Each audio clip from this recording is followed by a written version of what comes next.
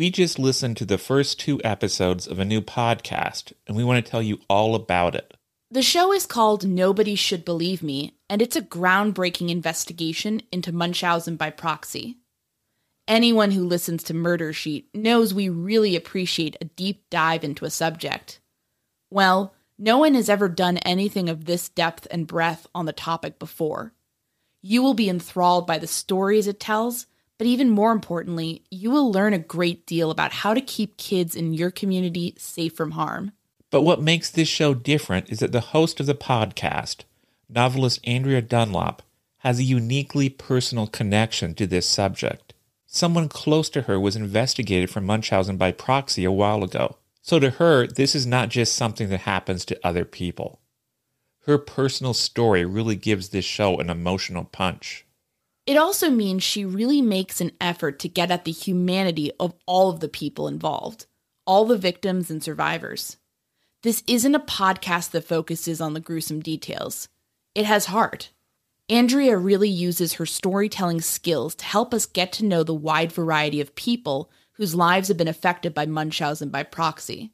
New episodes drop every Thursday. Listen and subscribe to Nobody Should Believe Me on Apple Podcasts or wherever you listen to podcasts. Content warning. This episode contains descriptions of murder and violence against women. It started in the middle of a spring night in 1970 near a White Castle restaurant in Indianapolis, Indiana. Flossie Crawley was on a date with 55-year-old William Love, a friend who she'd known for about 1 year. But the romantic outing was about to take a fatal turn. As the couple wandered around Massachusetts Avenue, a short, stocky figure appeared out of the darkness. They had just run into 49-year-old Edmund J. Cody. He was drunk, and he was angry. Crawley had met Cody about 6 months earlier. She worked at Mr. Charlie's bar, which was also situated on Massachusetts Avenue. That's where Cody and his wife had celebrated their wedding anniversary. Crawley must have made an impression on Cody, who was a wrecker by trade. A few months later, he came back and asked her out. The 38-year-old server thought he was joking at first, but he persisted, and she finally agreed. After they went out 5 or 6 times, he gave her a 1962 Chevy. It disappeared a couple of weeks later. Then Cody came by again, rolling up in a 1970 Ford. He wanted her to run away to Florida with him. Crawley liked him well enough, and perhaps she was lulled by thoughts of the beach, or the heat, or the smell of midnight jasmine at twilight. She said yes. When they got back to Indiana a week later, the fantasy came crashing down. Cody confessed that the Ford was stolen, and then he offered to give it to her. I was beginning to have doubts about Ed, Crawley said later. Around this time, William Love asked her out on a date and warned her to stay away from Cody. Love said he'd heard rumors about Cody, that he might be a dangerous man for a woman to be around. This was on March 1st, 1970. On March 14th, Cody returned to the bar where Crawley worked. She told him she didn't want to see him anymore. On March 15th, Crawley went out on her date with Love, and the couple ran into Cody. Love told Cody not to bother Crawley, and then the couple ducked into a nearby White Castle. Cody went in after them. It was 3:50 a.m. Cody started arguing with Love, and then forcibly dragged Crawley out of the restaurant. He threw her down in the parking lot of the White Castle, and then he began beating her. Love ran out of the restaurant just in time to see Cody pull out a pistol and shoot Crawley in the chest. Love ran back inside, but it was too late. Leaving Crawley, Cody sprang to the entrance of the restaurant, opened the door, and shot Love in the chest before fleeing the area. Love was pronounced dead at the scene. It was 4 a.m., and the world was only just about to learn about the enigma that was Edmund J. Cody. Looking down at the body of William Love splayed on the floor of the White Castle, the responding police officers couldn't have realized that they were dealing with a serial killer. Even to this day, the story of Cody, and the lives he took has faded into the background of Indiana crime lore. In our research on Cody, we ran into a few issues that spring up in many older cases. Most of the players, the murderer, those who knew him, and those who uncovered his crimes, are dead. The case is technically solved, so the Indianapolis police weren't in a hurry to offer us interviews either. But we want to share this story with you anyway, so we dug into the newspaper archives. We can say with confidence that Cody is one of the worst Indianapolis serial killers you've likely never heard of. This man was a Bluebeard-type killer, luring women into his life only to slaughter them on a whim. And he got away with it for years, because of a society unable or unwilling to deal with instances of domestic violence.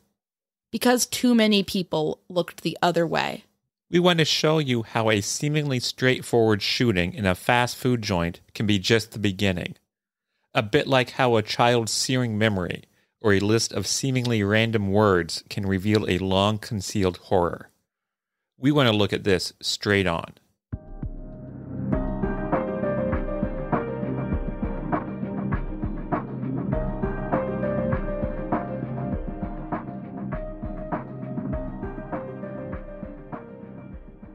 My name is Áine Cain. And I'm Kevin Greenlee. And this is The Murder Sheet, a weekly true crime podcast. Áine and I connected over the Burger Chef murders, a 1978 unsolved case involving the killings of 4 young restaurant employees. Now we're looking to track restaurant homicides. To help us understand the patterns of these crimes, we created a spreadsheet of nearly 1,000 eatery-related killings, the Murder Sheet. We'll be drawing on that data throughout Season 1 to give you a deep dive into undercovered crimes. We don't just rely on skimming the headlines. We dive into these cases to bring you in-depth coverage. We're the Murder Sheet, and this is A Murder at White Castle.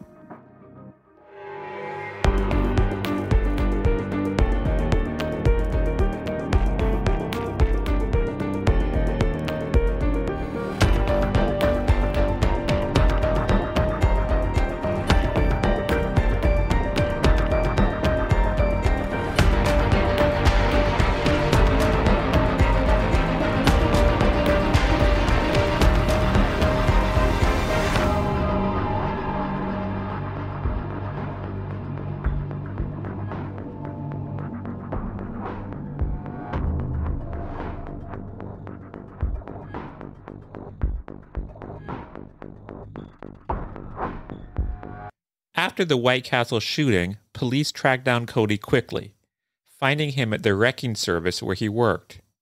He was arrested for wounding Crawley and murdering Love. But Cody was already on the radar of the law enforcement community at that point. A few months earlier, back in October 1969, Flo Doty had been leafing through the cards in the Indianapolis Police Department's file on missing persons when she happened upon a case she had worked on in 1965. Doty was a detective with Indianapolis's juvenile division.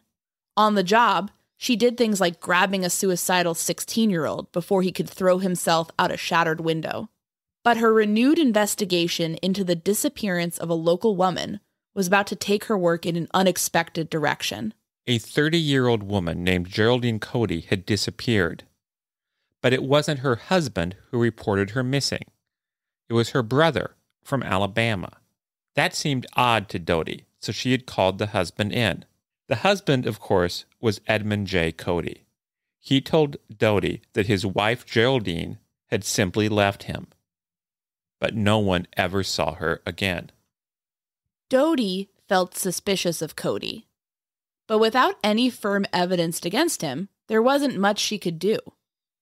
But that was about to change. Looking through the cards now, she noticed another missing persons report. This one filed just a few weeks earlier. A woman named Evelyn Cody had disappeared.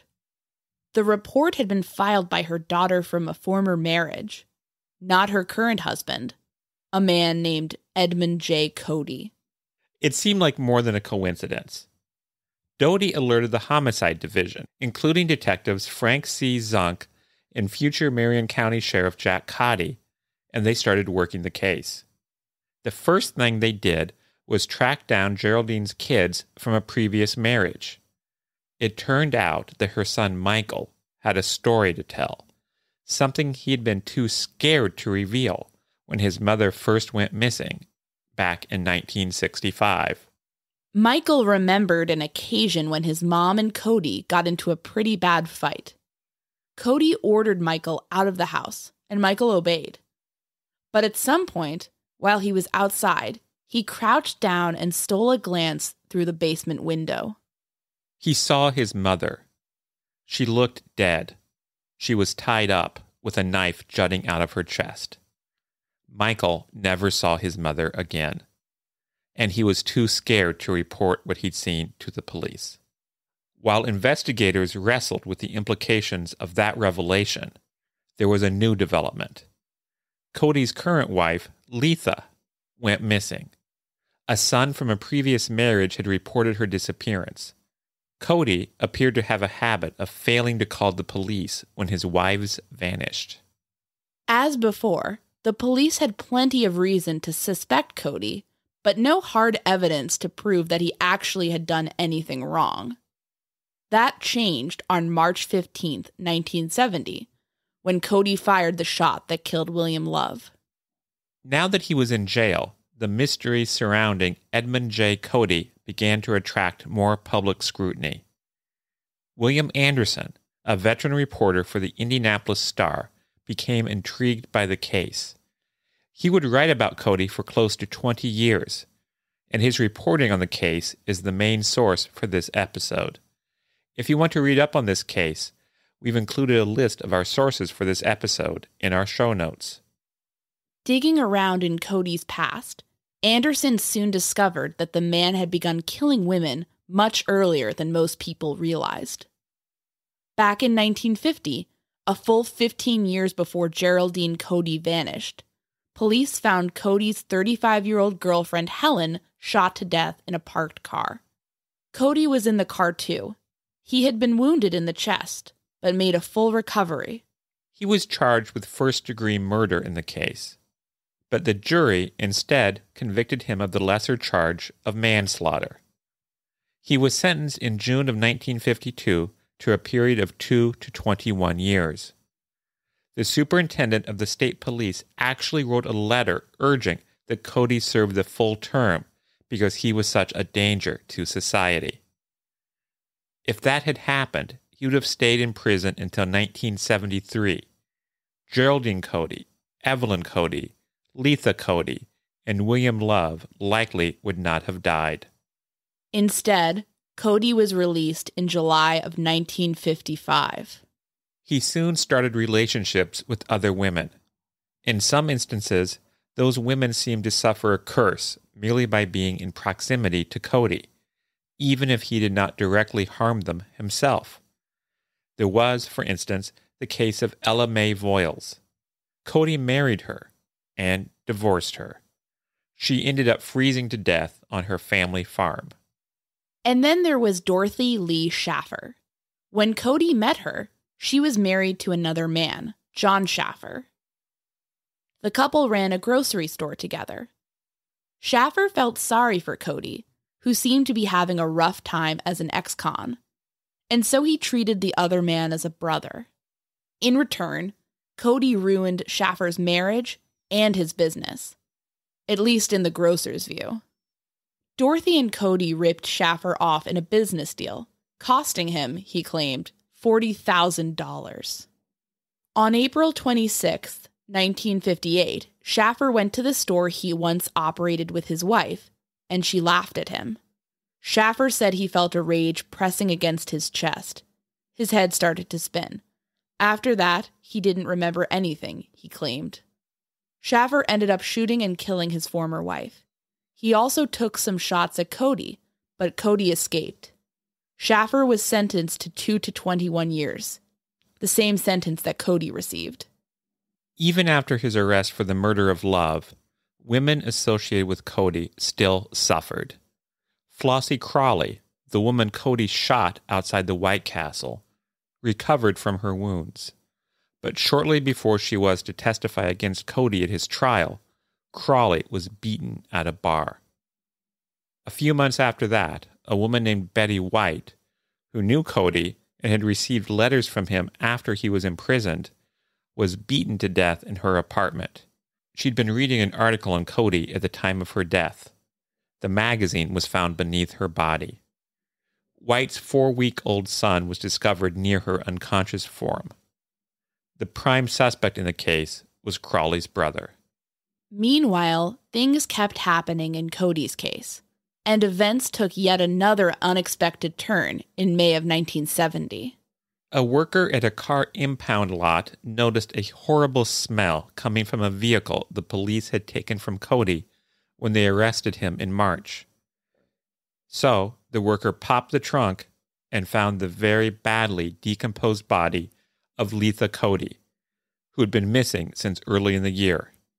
For some reason, no one bothered to search the vehicle before. It seemed perfectly clear who bore responsibility for her demise. On January 10th, 1970, the date Letha was reported missing, Cody showed up to work with a swollen right hand. He claimed it was because he had just happened on that day to get into a fight with a coworker. But there was no solid evidence to disprove Cody's excuse, and nothing to definitively tie him to the homicide of his wife. That may sound hard to believe, but police didn't feel like they had enough evidence proving that Cody put Letha in the trunk. That changed in 1980 when Cody finally admitted to killing Letha. He told reporter William Anderson that, during a fight at their home, he strangled her and then stashed her body in the trunk of the car, fully intending to dispose of it in some way. But he never got around to taking care of it before he was arrested. But the failure of law enforcement to quickly search Cody's car after his arrest proved costly. By the time her body was discovered in the trunk, Letha was so terribly decomposed that police could not even determine the cause of her death. This effectively made any prosecution in Letha's case impossible, even though Cody confessed to the crime. He had gotten away with murder. Cody seemed to enjoy the notoriety and attention he earned through his crimes, occasionally even offering confessions or clues related to the real fate of his missing wives. In late 1970, for instance, he told police he had in fact killed Geraldine. He said it was an accident, that he and Geraldine got into a terrible fight and Cody hit her on the side of the head with his fist, killing her. After dropping her kids off with a sitter, Cody claimed he went to get a female friend of his. The two of them constructed an 8-foot wooden box, deposited Geraldine's corpse inside, and drove down to a meatpacking plant in Kentucky. When they arrived, he said they took Geraldine's box to the cold storage room and left it there, amongst many other similar-looking boxes. Cody claimed that in later years, he and a female friend would occasionally make the drive down to this meatpacking plant to visit Geraldine. The last time he saw her there, he said, was in February 1970, a full 5 years after her death. Because of the cold, she remained very well preserved, and she still wore her underclothing, as well as a blue dress. Police wondered if Cody was just toying with them, but they still spent a great deal of time and effort to try to find the meatpacking plant. They never had any success. At the same time, Cody was developing a good relationship with William Anderson, the reporter from the Indianapolis Star. Anderson would go on to win a Pulitzer Prize for working on a series about police corruption in Indianapolis. But now he was living a story straight out of a thriller. A reporter trying to piece together a mystery by getting into the head of a notorious serial killer. Cody kept telling Anderson that someday he would give him some clues that would lead him to a body. Anderson kept pushing, and finally, Cody delivered. Let's take a quick break from the Murder Sheet to tell you about a podcast investigating yet another unforgettable crime. The Orange Tree is a 7-part series about a 2005 homicide that happened near the University of Texas at Austin.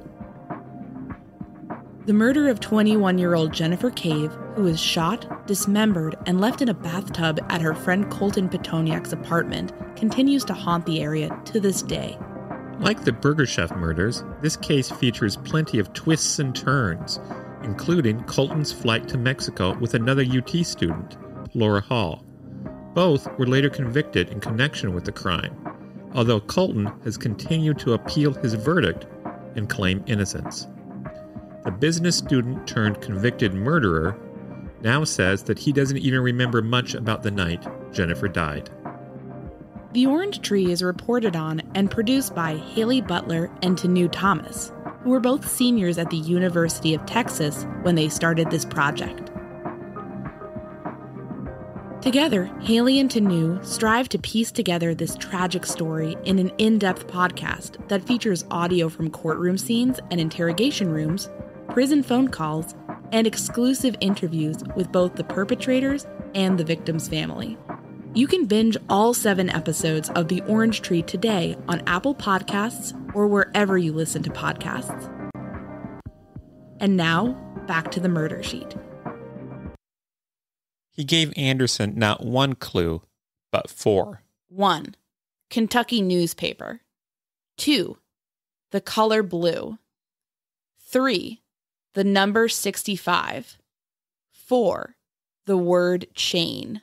Cody told Anderson that those clues should be enough. Surprisingly enough, they actually were. Anderson realized the number 65 likely referred to Interstate 65, a highway connecting Indiana and Kentucky. He contacted Kentucky authorities and asked them for any information they might have on bodies found near I-65. And he also began searching through the archives of Kentucky newspapers, looking for an article about the discovery of such a body. He found one. A Kentucky newspaper covered the story of how, on June 19, 1965, a driver stopped his vehicle along I-65 to look for a lost safety chain for his trailer. They found something else instead, a bundle of bedclothes. There was a foot sticking out of it. They contacted the police. They discovered the body of a woman, nude except for a pair of blue panties. She was wrapped in a sheet, a couple of blankets, and a quilt. A pillowcase was pulled over her head, and there was a rope around her neck. Her skull was fractured. She had been dead for a few weeks. Back in 1965, the police in Kentucky had not been able to identify the woman, but her physical appearance and age closely matched that of the missing Geraldine. And in 1980, Cody gave an account of the death of Geraldine, which closely tracked with the condition of the body found in 1965. "Hell," he said. "I hit her with a hammer and she died." Afterwards, he wrapped her in a blanket, stashed her in the back of the station wagon, loaded in her 5 kids from a previous marriage, and then set off on a family drive to Kentucky. There was some kind of a car accident just outside of Louisville, which snarled up traffic. So, while his vehicle was stopped, an impatient Cody took Geraldine's body out of the car and tossed it by the side of the road. Geraldine's kids, in the car with Cody, had no idea what he was dumping. All of this was enough to get Cody indicted for Geraldine's murder. But the case ended up getting dismissed for lack of evidence. Once again, he had effectively gotten away with murder. Geraldine's case wasn't even the only instance of Cody giving conflicting tales about the fate of his missing wives. There was also, for example, his shifting tale about what happened to his wife, Evelyn. At first, he blamed Flossie Crawley, the woman he had shot outside the White Castle. He said Flossie had shot Evelyn for reasons that weren't entirely clear, and that her body had been left under a pile of leaves in Kentucky. The police did not take that claim seriously, for a variety of reasons. For one thing, Cody said Crawley killed Evelyn in July 1969. Cody and Crawley did not even meet until September of that year. Crawley offered to take a lie detector test to clear herself. We didn't dig up anything indicating whether or not she actually did this, but it seems obvious that the police never considered her to be a serious suspect in the killing. About a decade later, Cody tried again, offering yet another version of Evelyn's death. In this version, a friend of Cody's, who happened to be gay, was visiting while Evelyn was out. She returned home unexpectedly and caught the two of them sharing an intimate moment. Cody said Evelyn was horrified, screaming and declaring she would call the police. At that point, Cody said his friend pulled out a .22 and shot her. "You killed me," said Evelyn. Cody said he offered to take her to the hospital, but it was too late. She was already dead. So Cody and his friend got rid of the body, hiding it near Covington, Kentucky. Cody was never charged in connection with the disappearance of Evelyn. Without any solid evidence, anything he had to say about it was nothing more than a story. When we looked through the National Missing and Unidentified Persons System for Jane Does in Kenton County, Kentucky, where Covington is located, our search turned up nothing. In fact, even though Cody was likely responsible for the deaths of several women, he only served time for one homicide, that of William Love, the man he shot outside the Indianapolis White Castle. He never bothered to deny that he pulled the trigger. His defense was on the basis of temporary insanity. He told the jury that he had been drinking and had therefore not been able to fend off the irresistible impulse to murder Love. The jury didn't buy it. Cody was convicted and sentenced to life in prison. He died while still incarcerated, according to the Indiana Department of Corrections. In a 1979 article, Indianapolis Star reporter Richard D. Walton wrote that the convict could still name the Marion County deputy who arrested him for petty larceny in 1938, but cannot remember all the names, much less the sequence, of his 10 wives. When he died behind bars, Cody took with him not only the final answers of what happened to Geraldine Cody, Evelyn Cody, and Letha Cody, but other mysteries as well. In 1980, he claimed to have killed a sailor in Cincinnati in a 1944 bar fight. Was this true? If so, who was this sailor? Did his family ever learn what had happened and who had killed him? I scoured online newspaper archives to see if I could find out anything about such a case, but I didn't have any luck. In a letter to Anderson, Cody also cryptically referred to other crimes he had committed. What are these other crimes? Who were his other victims? There is another troubling angle to Cody that has never been fully fleshed out. Cody was alleged to have ties to Norman Z. Flick, a notorious underworld figure in Indianapolis at this time, a behind-the-scenes operator known for his illicit connections to police and governmental figures. Cody made several out-of-state trips for Flick, including to Florida.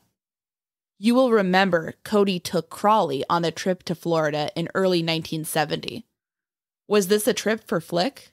After Cody was arrested for the murder of Love, the Indianapolis Star reported that Flick and his attorney were alleged to have visited Cody's home and removed some records. What was in those records? What exactly was Cody doing for Flick?